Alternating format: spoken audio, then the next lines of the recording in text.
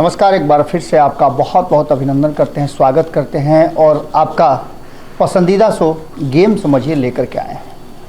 Game समझिए से पहले आपको दो लाइनें सुनाता हूं कि गजब किया तेरे वादे पे एतवार किया, गजब किया तेरे वादे पे एतवार किया, ताउम्र बस तेरे हाँ का इंतज़ार किया, ताउम्र बस तेरे हाँ का इंतज़ार किया।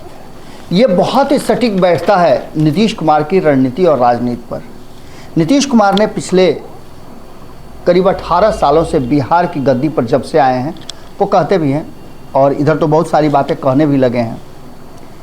जब से वो गद्दी पर बैठे हैं तब से भारतीय जनता पार्टी इसी इंतज़ार में थी कि नीतीश कुमार कब उनको मौका देंगे कुर्सी पर बैठने का। 2020 में एक मौका आया था, लेकिन नीतीश कुमार ने पहले ही वो रास्ता ही काट दिया। उन्होंने पहले ही ये तय करा लिया देश की जनता के सामने, मीडिया के सामने, आधिकारिक रूप से कि सरकार का मुखिया नीतीश कुमार ही होंगे। और यहाँ वो संदेह पैदा हो जाता है नीतीश कुमार के इस बात पर कि मुझे कोई पद नहीं चाहिए। ऐसा नहीं था कि भारतीय जनता पार्टी को ख्वाब फूटा था और सीट शेयरिंग फार्मूला पर एनडीए गठबंधन के दल बैठे हैं, उससे पहले वो जा कर के इस बात की घोषणा करे कि नीतीश कुमार ही मुख्यमंत्री होंगे। ये बात आप भी अच्छी तरह से समझते हैं, लेकिन अब जो वर्तमान परिस्थितियां बनी हैं उसमें नीतीश कुमार ने जैसे ही एनडीए छोड़ा, महागठबंधन की तरफ आए, तो इस बार वो झग्गर में देखते नहीं है, जब बाल्टी उल्टी कुआं में गिर जाता था पहले का, अब तो कुआं रहा नहीं, बहुत कम कुआं है। आज भी बहुत जगह आप जाइएगा गांव ग्राम में तो आपको कुआं नज़र आ जाएगा। वहाँ बाल्टी को रस्सी से बांध करके पानी लोग खींच करके अभी भी अपना काम करते हैं। पीने का पानी भी कई जगह बड़ी शुद्ध मिलता है।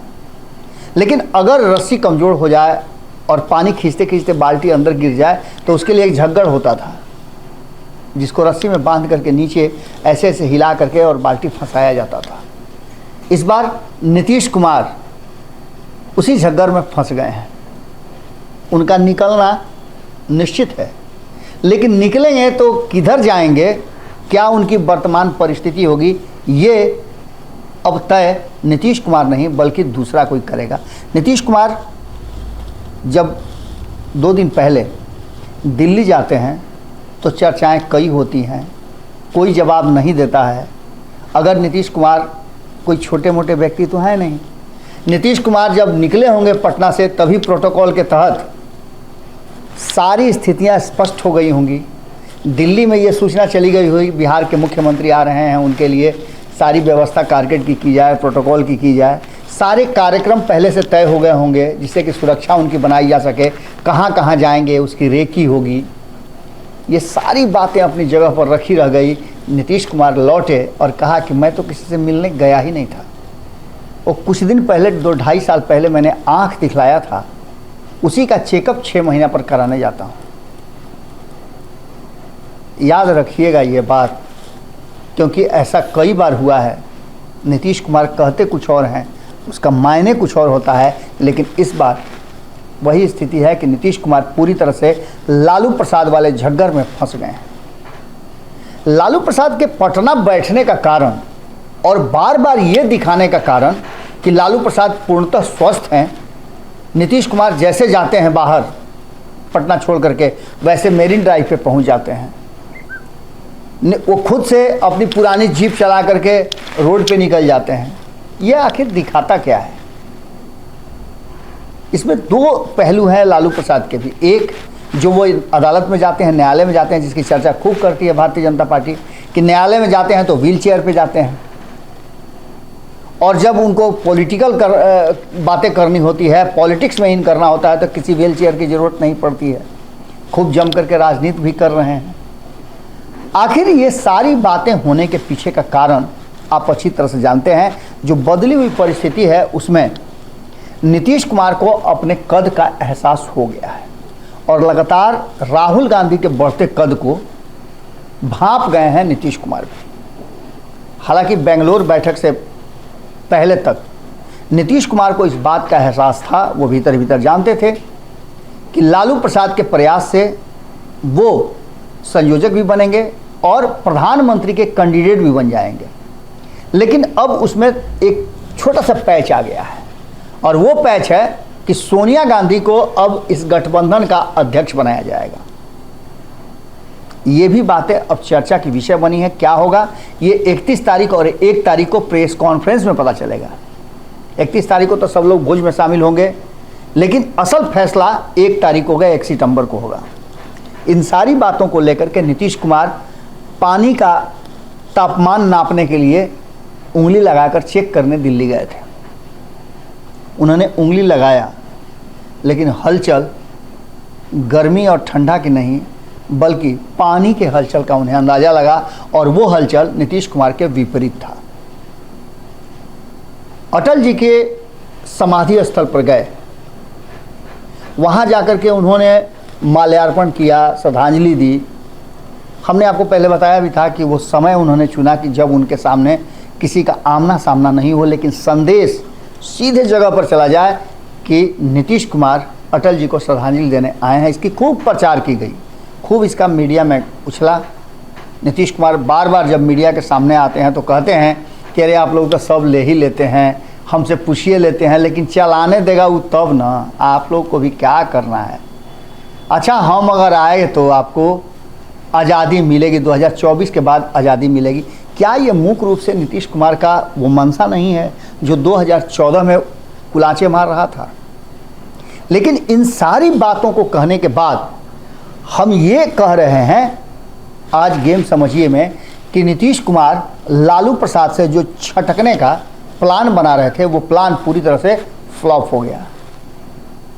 देखिए, नीतीश कुमार का जो तरीका है काम करने का, वो साइलेंटली काम करते हैं, बेआवाज़ होता है। उनका जो डंडा होता है आवाज़ नहीं करता है। उसके साथ रहने वाले उनके मिमियाने के सिवाय कुछ नहीं कर पाते हैं। 2017 आपने देखा, 2013 आपने देखा, 2022 आपने देखा। ये नीतीश कुमार का तरीका था। लेकिन लालू प्रसाद का तरीका सीधे लाठी वाला होता है। जो करते हैं डंके की चोट पर करते हैं, खूंटा ठोक के करते हैं। जब उन्होंने सोनिया गांधी का समर्थन किया तो खूंटा ठोक के किया, राहुल गांधी के साथ खड़े रहे तो खूंटा ठोक के किया, शिवानंद तिवारी के साथ किए तो खूंटा ठोक के किया। वही शिवानंद तिवारी जिनके बारे में आप जानते ही हैं।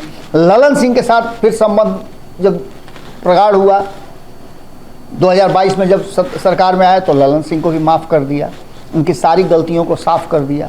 ललन सिंह को भी इस बात का एहसास हो गया। बार बार वो लालू प्रसाद का गुणगान करते हैं नीतीश कुमार से ज़्यादा। ये बातें चल ही रही थी कि इसी बीच में नीतीश कुमार के मन में आया कि लालू के रडार से निकल क्यों नहीं जाए। लेकिन जैसे ही वो दिल्ली जाते हैं, यहाँ लालू प्रसाद पूरा उन्मुक्त गगन में लगते हैं विचरण करने, और इसका असर नीतीश कुमार पर बड़ी भारी पड़ता है। नीतीश कुमार कई लोगों से मुलाकात करने गए थे, कई स्ट्रेटजी बनाने गए थे, सारी स्ट्रेटजी को धरी की धरी रह जाती है। एक मात्र जो भीतर के सूत्र हैं वो बता रहे हैं कि राहुल गांधी और मल्लिकार्जुन खड़गे से मिलने का उनका प्लान था, लेकिन ये प्लान तब था जब अरविंद केजरीवाल से मुलाकात करके स्ट्रेटजी बना ली जाए। जिस तरह का अरविंद केजरीवाल और कांग्रेस के बीच में आपने देखा होगा कि तू मैं शुरू हो गई है प्रवक्ताओं के बीच। कई बड़े पदाधिकारियों को बाहर आना पड़ा है इस जो दोनों के बीच में द्वंद्व है उसमें कूदने के लिए। कांग्रेस ने दिल्ली की 7 सीट पर अपना कब्जा जमा लिया है। उसका कहना है कि वो 7 सीट पे अपनी तैयारियां शुरू कर रही है। ऐसी स्थिति में आप समझ सकते हैं कि क्या होने वाला है।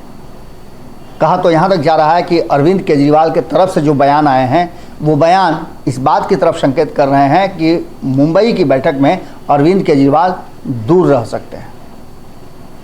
बात ममता बनर्जी की भी हमने आपको बता दी। हमने शरद पवार की भी बात बता दी कि एक तरफ शरद पवार जो हैं ममता बनर्जी के द्वारा संयोजक कहे जा रहे हैं, उनमें सारी क्षमता कहवाई जा रही है, ये प्रचारित कराया जा रहा है। तो वहीं दूसरी तरफ शरद पवार का अजीत पवार के साथ अभी भी भारतीय जनता पार्टी के साथ एक खिड़की खोल करके रखा गया है। इन सारी परिस्थितियों में नीतीश कुमार के लिए जो गए थे नीतीश कुमार, उनको कोई रास्ता नज़र नहीं आ रहा है। ऐसी स्थिति में दिल्ली में जब नीतीश कुमार थे तो वहाँ का जो माहौल बना और उन्होंने प्रयास किया लोगों से मुलाकात करने का, समय मांगा और सीधे न नकारते हुए दिल्ली से ही आउट हो गए, तो मिलने कहाँ जाइएगा। राहुल गांधी दिल्ली छोड़ देते हैं और नीतीश कुमार बैरंग पटना वापस आ जाते हैं। अब नीतीश कुमार के पास पत्रकारों के सवालों का जवाब क्या होगा, आप समझ सकते हैं कि मैं तो दिल्ली गया था आँख का इलाज कराने, किसी से कोई मिलने का इरादा नहीं था। आप सोचिए ना कि आप सैलून में गए हैं बाल बनवाने के लिए और मालिश वो कर रहा है तो आप उसको मना कर दीजिएगा, उसके लिए अलग से जाइएगा। राजनीति में तो ऐसा नहीं होता है। राजनीति में एक मकसद होता है और कई काम साधे जाते हैं।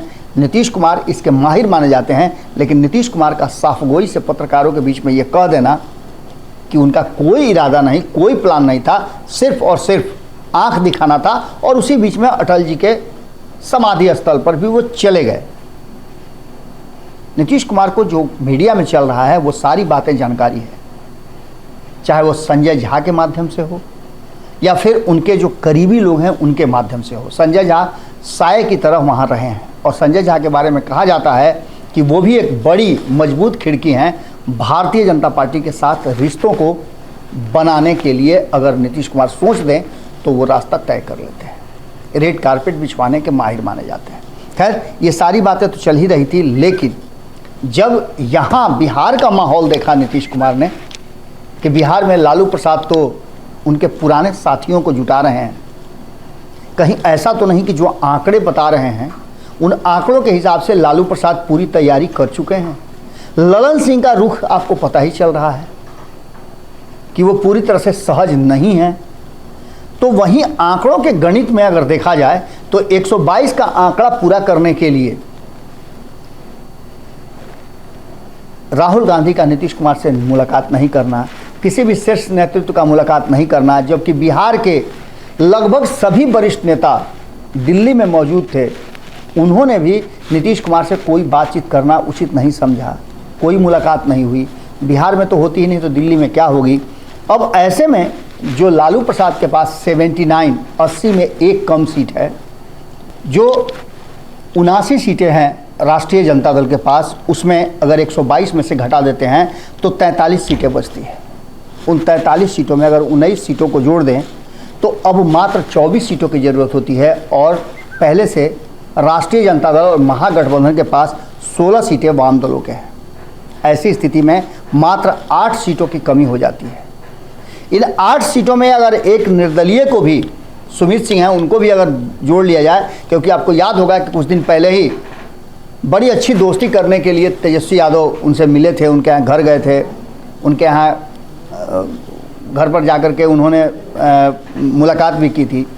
तो इन सारी बातों के साथ साथ अब 7 सीट मार्क घट रहे हैं, और अगर ऐसी ज़रूरत महसूस होती है, अगर एक बड़ा ऑफर जीतन राम मांझी को मिलता है और उन्हें लगता है कि सरकार बन जाएगी, तो वो बिना देर किए हुए लालू प्रसाद के उस ऑफ़र को स्वीकार कर लेंगे, क्योंकि पहले भी वो लालू प्रसाद का ऑफ़र स्वीकार कर चुके हैं। और लालू प्रसाद का ऑफ़र स्वीकार करने का फ़ायदा उनको मिला था कि उनके पुत्र एमएलसी बने थे और नीतीश कुमार के साथ मंत्रिमंडल में लगातार शामिल रहे।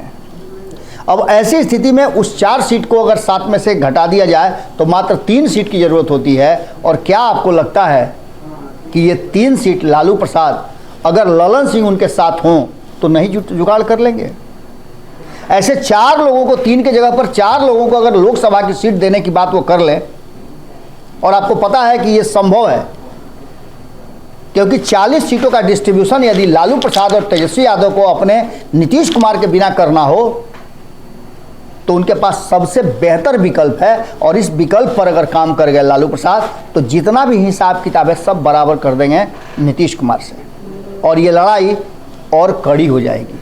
हालांकि इस लड़ाई में भारतीय जनता पार्टी को एक अपर हैंड मिलेगा, लेकिन इस लड़ाई में ये क्लियर हो जाएगा कि 2024 से के बाद 2025 में कौन आगे निकलेगा। ऐसी स्थिति में नीतीश कुमार का उल्टे पांव भागना इस बात की तरफ इशारा कर रहा है कि अभी नीतीश कुमार भी ठंडा करके खाने के मूड में हैं। वो नहीं चाहते हैं कि इस तरह का माहौल पैदा हो जिससे बिहार में उनकी कुर्सी चली जाए। हालांकि उनको कुर्सी तो देना ही है, आज दे, कल दे, परसों दे। उनकी कुर्सी 2024 के चुनाव उससे थोड़ा पहले या थोड़ा बाद जानी तय है। जुड़े रहेगा भारत लाइव के साथ। गेम समझिए में हम आपसे यहीं विदा लेते हैं। बाकी की खबरें भारत लाइव पर लगातार जारी रहेंगी। नमस्कार। अगर ये वीडियो पसंद आई और वह बिहार के राजनीति और बिहारियत से सरोकार रखेनी तो सब्सक्राइब बटन दबा के चैनल के सब्सक्राइब कर ली। ओजे एगो घंटी बा, ओकरा बटन दबा देला से कुल सटीक और मारक खबर रुआ मुफ्त में मिल जाई। अगर रुआ पत्रकारिता के हमनी के नया प्रयोग में सहयोग कर चाहतानी तो ज्वाइन बटन दबा दी। पेटीएम नंबर नोट कर ली 9386816700। धन्यवाद।